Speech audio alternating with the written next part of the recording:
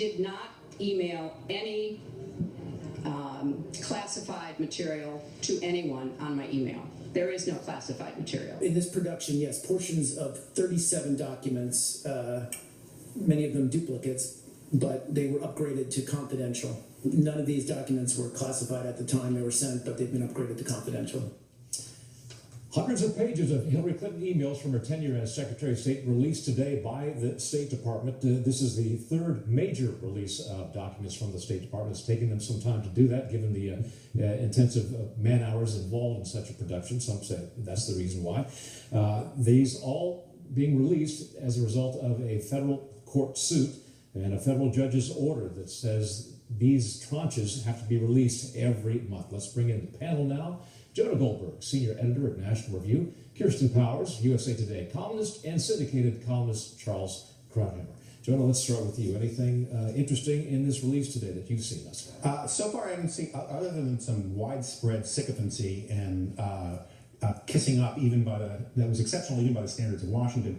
I haven't seen anything that's damning. But then again, we shouldn't expect to see anything that is damning. She got to delete all of the emails that she didn't want to go to the public before she ever handed over any emails. Moreover, the same woman who was in charge of vetting all of the deleted emails from the IRS, Kate Duvall, is now in charge of the State Department process for vetting emails. So when you hear this drumbeat about how there are no smoking guns, you shouldn't expect a smoking gun after this has been so thoroughly laundered and vetted.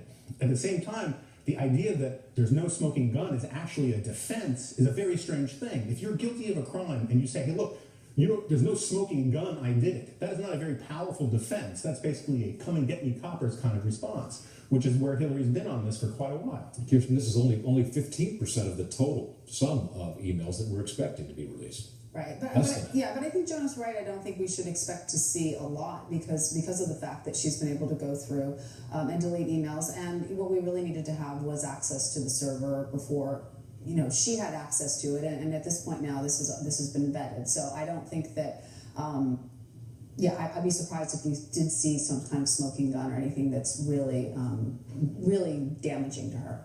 It's not the content of the emails that produced anything. It's just the release itself, which is the news item of the day, I would say, Charles. And that's the irony. If she had come clean, which of course has never happened in the history of the Clintons, but if she had, they might have been able to do a document dump at the beginning, get it out of the way a month or two ago. But now, they've been ordered by a judge, and there'll be a release every other week, I think, for weeks and weeks, which keeps the story going forever, even if there isn't any smoking gun in any of these individual releases.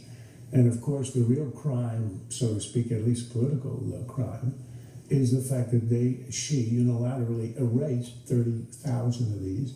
So if there's classified stuff on these, there surely is on those, and she will have, in effect, deleted classified stuff after keeping it in violation either of the law or of regulations in a private, unsecured place.